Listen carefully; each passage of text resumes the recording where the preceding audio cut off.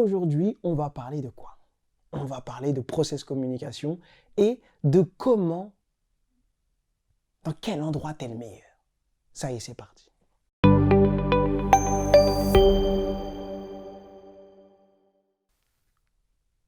Alors, j'ai fait une vidéo la dernière fois pour te dire dans quel endroit t'es le meilleur pour 3 types de personnalités. Là, c'est la deuxième phase.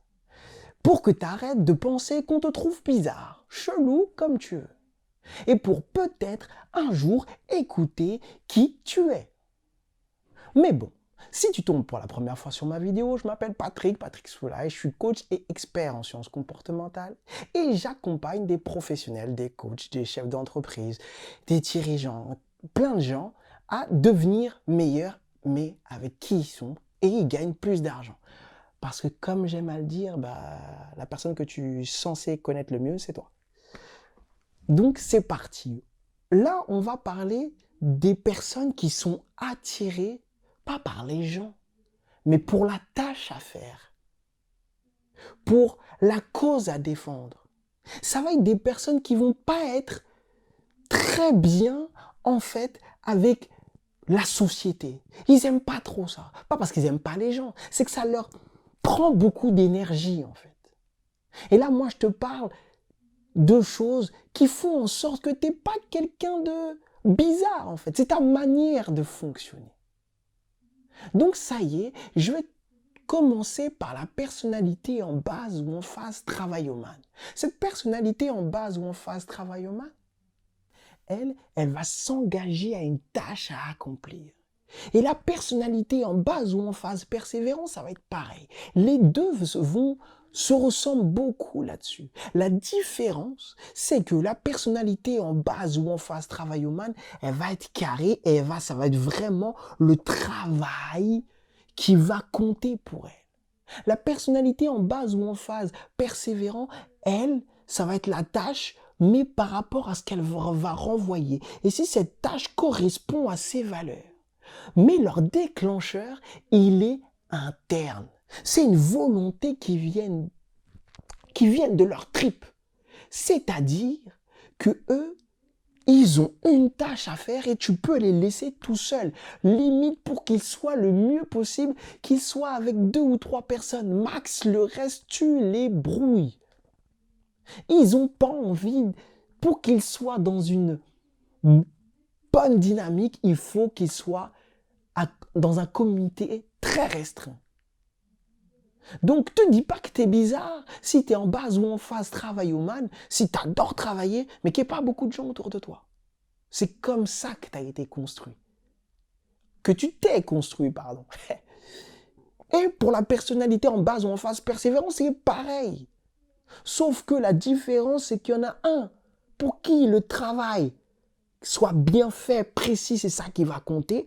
Et l'autre, ça va être, est-ce qu'il y a quelque chose derrière ce travail, cette tâche à accomplir? Est-ce que je vais changer le monde? L'autre, ça va être plus, j'ai bien fait, c'est carré, c'est précis, avec ça, il n'y a aucun doute, on peut y aller.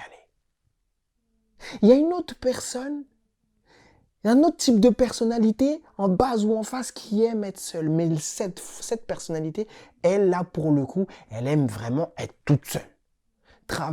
Personnalité base ou phase travail-man ou persévérant, c'est 3 personnes max. Là, la personnalité en base ou en phase rêveur, c'est elle aime être toute seule. Elle va se concentrer sur la tâche. Mais pourquoi elle aime être toute seule? Pour pouvoir partir dans sa vision. Ce sont des personnes qui ont besoin de calme et de se retrouver avec eux-mêmes pour pouvoir créer des choses. Et le déclencheur va être externe. Et c'est quelque chose que tu vas lui apporter. C'est quelque chose qu'il va voir. C'est pas une réflexion qu'il va avoir de lui-même. Ça va être une juxtaposition d'événements extérieurs qui vont le faire bouger. Ou alors, toi qui vas lui donner une demande ou un ordre, et boum, là, il va bouger. Mais si tu le mets dans une configuration où il est avec beaucoup de monde et que tu lui dis en plus, débrouille-toi tout seul, il n'y arrivera pas. Il a besoin que tu le laisses seul et en même temps que tu lui donnes des choses précises à faire pour être dans le meilleur des environnements. Ce que je te dis là, c'est pas de la psychologie à deux balles. Là, on parle vraiment d'un inventaire de personnalité qui a été créé par Taibi Keller et qui s'appelle la process communication. Je te le vulgarise avec mes mots pour que tu puisses comprendre et que tu arrêtes de te culpabiliser d'être soi-disant chelou. Donc j'espère que ça t'a plu et que tu vas en faire quelque chose de bien. Ok? Donc, je te propose encore un petit truc. Il y a un cadeau en bas pour connaître les petits démons qui parlent sur tes épaules. C'est gratuit, c'est un test qui vient de l'analyse transactionnelle. Je ferai une vidéo sur l'analyse transactionnelle. Tout ça pour te dire un mot compliqué, pour te dire que c'est sérieux. Voilà. Et puis, si la process.com t'intéresse, eh ben, j'ai une petite formation en dessous. Vas-y si tu veux. Sinon, tape-toi la playlist. Et moi, je te dis à demain. Ciao.